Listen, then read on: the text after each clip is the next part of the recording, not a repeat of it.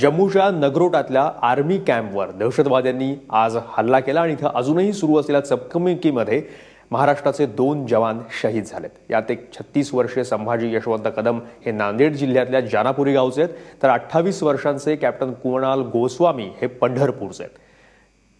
4 वर्षांपूर्वी कुणाल गोसावी सैन्यामध्ये दाखल झाले होते। त्यांच्या पश्चात त्यांची पत्नी, मुलगी आणि 2 भाऊ असे कुटुंबीय आहेत। तर नांदेडचे संभाजी कदम यांच्या पश्चात आई वडील, पत्नी आणि 3 वर्षांची मुलगी त्यांना आहे। त्यामुळे पंढरपूर आणि नांदेड या दोन्ही जिल्ह्यांवर शोककळा पसरली आहे।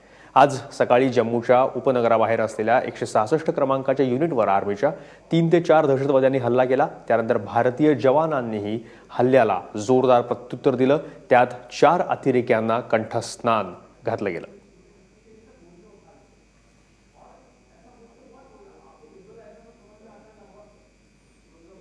जम्मूच्या सांबा सेक्टरमधल्या फटवाल नावाच्या गावाजवळ घुसखोरी करण्याचा प्रयत्न करणाऱ्या 3 पाकिस्तानी दहशतवाद्यांना लष्करानं कंठस्नान घातलंय।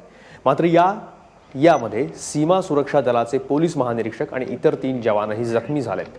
मध्यरात्री फटवाल आणि चमलियाल या गावाजवळून काही दहशतवादी घुसखोरी करत असल्याचं सीमा सुरक्षा दलाच्या जवानांच्या लक्षात आलं होतं। त्यानंतर भारतीय जवानांनी जोरदार फायरिंग सुरू केलं। आज सकाळपर्यंत ते फायरिंग सुरू होतं। 3ही दहशतवादी मारले गेल्यानंतर त्यांचं शव सुरक्षित स्थळी हलवण्याचा प्रयत्न करताना स्फोट झाला आणि यात 3 जवान शहीद झाले। गेल्या काही दिवसांमध्ये कायम घुसखोरी आणि शस्त्रसंधीचं उल्लंघन होत असताना चमलियाल भाग शांत राहिला होता, मात्र काल त्याला गालबोट लागला।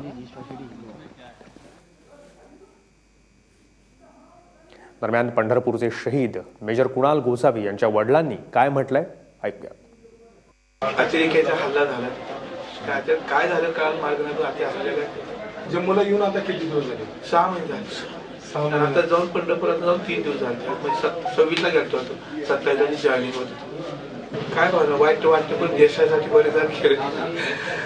आम्हाला अभिमान द्यायचा तेवढा पहिल्यापासून त्या पोराला अभिमान होता। त्यांनी देशासाठी करतो, तो स्वतः या वाईट पडलेला आहे।